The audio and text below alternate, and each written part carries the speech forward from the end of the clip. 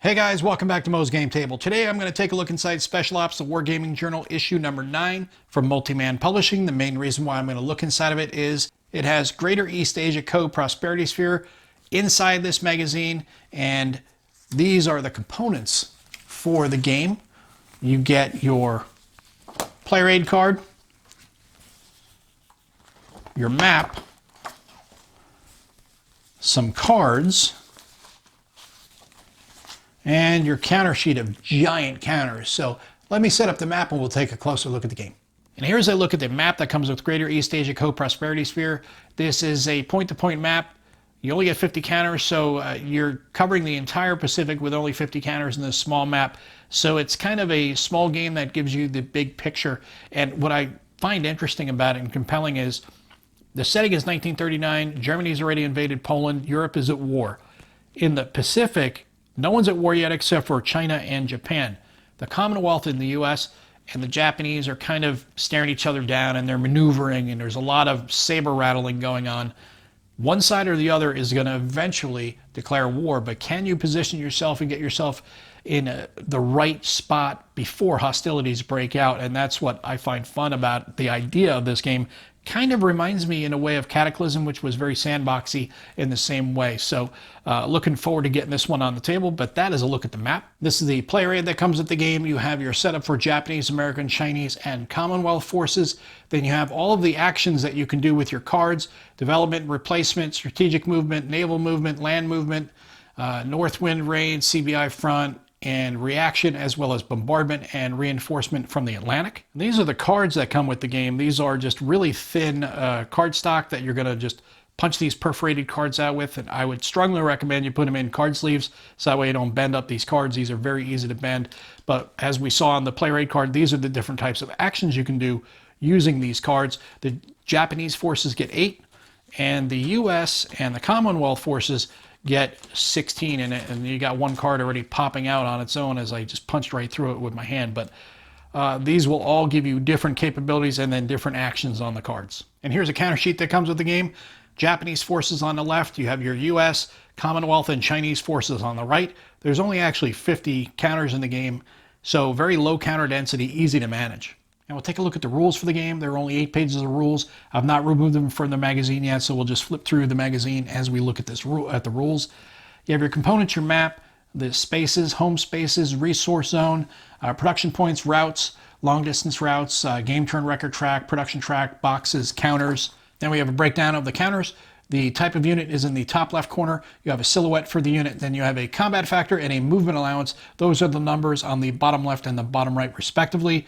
The attack priority factor is the letter in the middle, and then the number of steps is denoted on the right hand side. The reduced side has the white stripe across the top. Same for the infantry, except for the difference for land units is you have a combat factor on the bottom left and then the attack priority factor on the right. So there is no movement allowance on land units.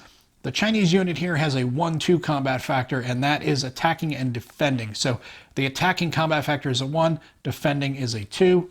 Marines have the anchor symbol, which means they are amphibious. Then you have an air unit, and that has a combat factor of 3, and being that it is in parentheses, that denotes it is a bombing combat factor.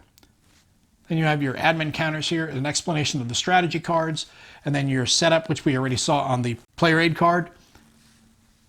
The sequence of play breaks down all of the steps in the sequence of play, your production phase, how you use your strategy cards for development, strategic movement. Then you get into your declaration of war. Declaration of war by the Japanese player will be handled one way. A declaration of war by the Allied player will be handled a different way. The cost of the declaration of war, special operations following a declaration of war, and then the constraints on countries not at war for non-US Allied operations, and for Japanese and US operations on the next page. Then you get into your operations, strategic movement, naval movement, enemy units, enemy air units, combat, marine units, ground movement, replenishment, steps, CBI, which is China, Burma, India theater. And then the unit developments there, replenishment, strategic movement, get down to combat, reaction, and then combat resolution, priority, special operations, applying hits, combat factor modification, air units, aircraft carrier diversion, end of combat, and then you get to bombing and reinforcements from the Atlantic.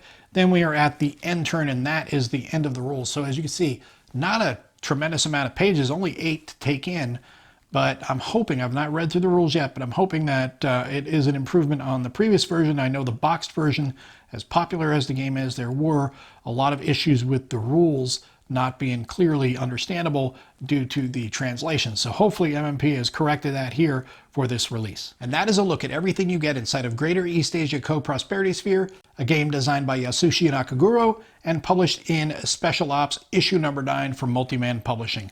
As I said before, the box version had issues with the rule translations. I'm hoping that Multiman Publishing was able to tidy that up some.